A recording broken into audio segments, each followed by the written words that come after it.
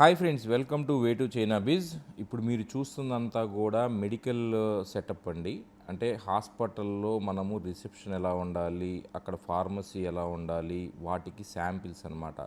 ఈ ఫ్యాక్టరీ అంతా కూడా మెడికల్ రిలేటెడ్ ఫర్నిచర్ తయారు చేస్తారు. సో ఇవి మీరు తెలుసుకోవాలనుకుంటే చైనాకి రావాలి, మనం తీసుకెళ్తాము. మీకు అకామిడేషన్, వీసా, ఫ్లైట్ టికెట్స్ అన్నీ మనమే చూసుకుంటాము.